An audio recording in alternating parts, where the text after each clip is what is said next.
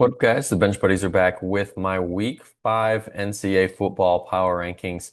Let's get into it here. Dropping from my rankings, I have Auburn, Utah, and Illinois. Obviously, Auburn lost a close one. Utah lost a close one. I mean, you can throw those last 6 minutes out the window. They just didn't have enough in the tank, and Texas Tech just pretty much ran away with that one. But that was close for 3.5 quarters. Then Illinois forgot that they had a game Saturday night in Indiana in Champaign. Um, sorry, no, not in Champaign, at Indiana in Bloomington. Um, Indiana just, you go from my top 10 to not even in the rankings. Must have been a very bad loss. But Illinois stays in my others receiving votes along with Utah and Auburn. Some other teams making the cut. You have UCF, Maryland, Mississippi State in a big game this week. TCU, Syracuse, Arizona State, and Kansas. All these teams, maybe another win or two, and they're into my top 25. But here's how we are going to rank 21 through 25. And you might question Notre Dame falling down 3 spots to 25 even after a win. Well, I've started to come to my senses here, and Alabama does deserve to be ranked. This team, more and more has put better things on paper, but we get to see it this week at Georgia. If this team can really go out and score like they have been these last few weeks before their bye week last week, Alabama, if they get this one close, I think there's the case to keep them up there, even in the rankings, just like I did with Notre Dame. I know it's, kind of crazy to think about that I have 1 and 2 Notre Dame here ranked at 25, but I look at these teams like if Notre Dame would be favored over Memphis, Notre Dame would be favored over Louisville. So why wouldn't they be ranked? And I just think that's kind of where we're at this point. Same with Michigan. They go into Nebraska, into Lincoln, a huge game.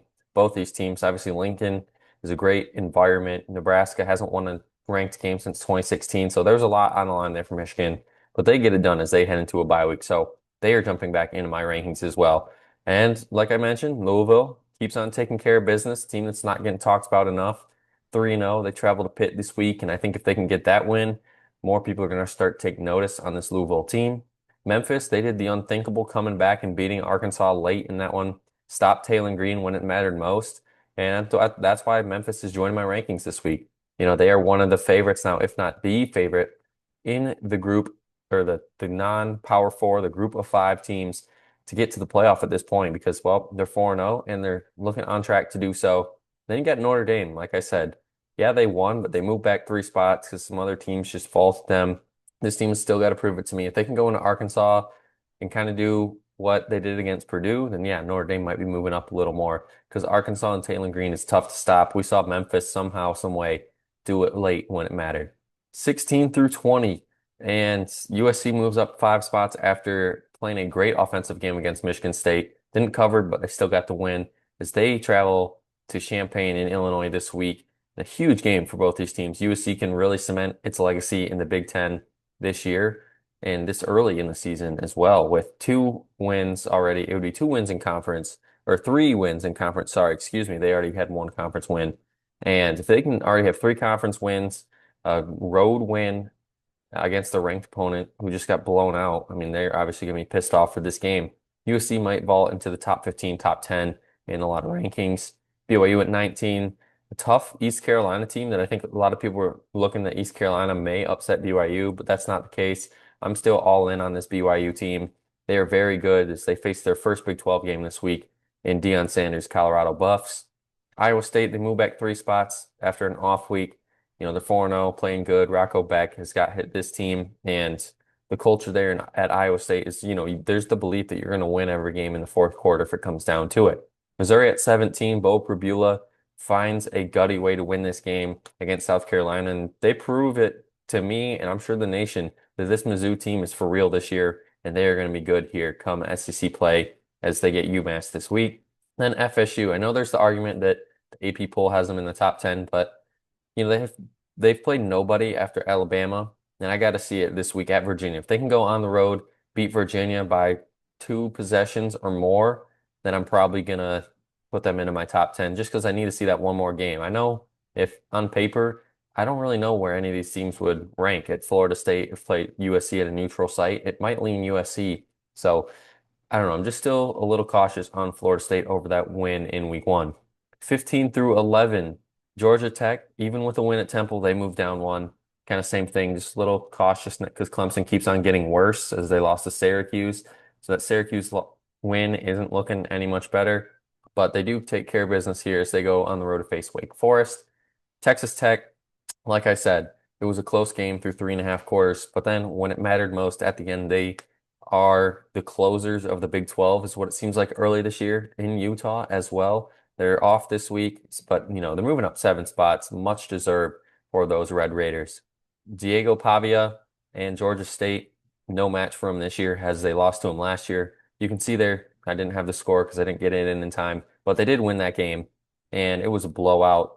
Diego Pavia is putting this Vanderbilt team in elite status at this point in the year, which they haven't been in since I was born. It feels like 25 years ago. So good for Vanderbilt and the Commodores there as this team has a relevant program. And on the other side of Tennessee, you got the Volunteers. It's put up 65 on UAB, and it was great to see that this offense just keeps on rolling even after the Georgia game. Do get a tough challenge this week at Mississippi State. It's I don't want to say a must-win game, but if Tennessee wants to keep the path going of keeping their playoff hopes alive, I guess you could say it's a must-win because if you lose this one early, their schedule they still got Bama on that schedule, Vandy at the end of the year now with them being good.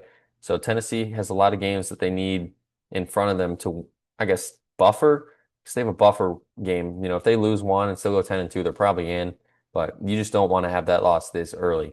Ole Miss, same goes for them. It's at home, LSU. Tulane was no match for Ole Miss, which was great to see because a lot of people had concerns there for Tulane after squeaking out 2 tough SEC wins against bottom half teams in the conference, but they played well against one of the better group of 5 teams in Tulane. Got a win as they welcome LSU to their house this weekend.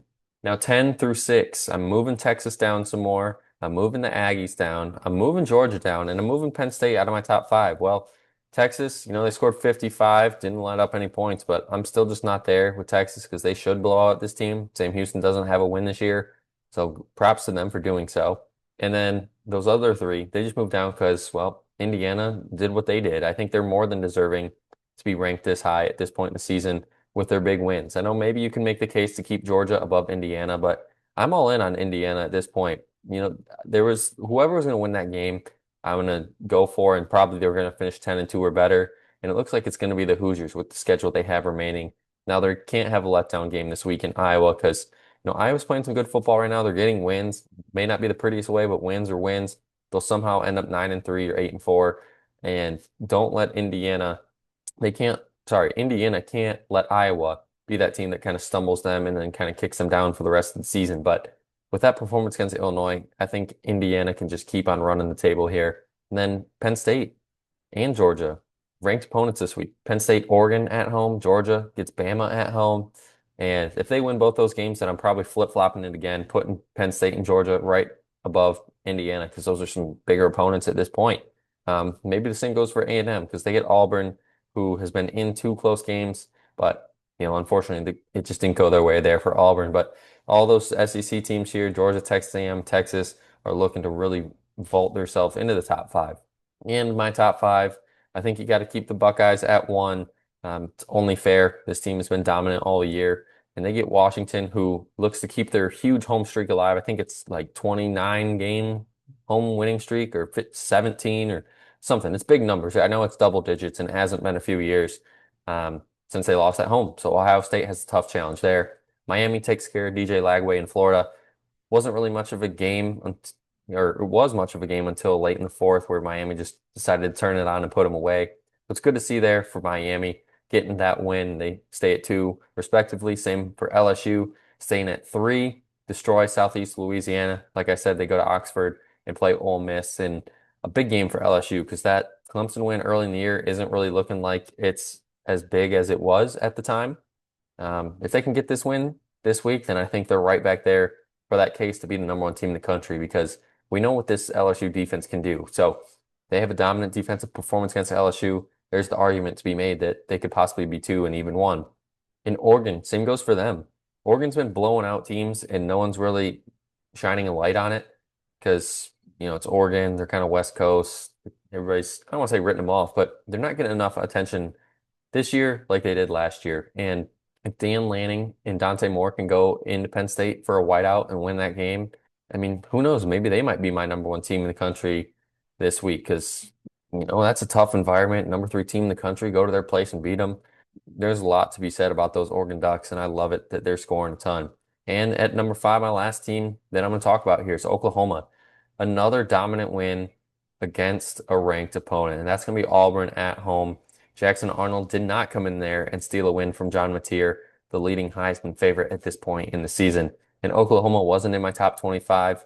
I was kind of cautious of them before that Michigan game. Obviously, destroyed, I don't want to say destroyed Michigan, but it was a very dominant performance, and they kept the ball rolling here. Blowout win last week, and then obviously beat Auburn at home as they head into their bye, or off week, you could say. And Oklahoma might be the team that shocks some people. Brent Venables really has this team playing well. The defense, since he started to call the plays again, has looked great. And Oklahoma is going to be a tough team to stop here as we really get into the meat of the season. That's going to be it for my power rankings. Check back next week to see if your team made the cut. Until then, Bench Buddies are out.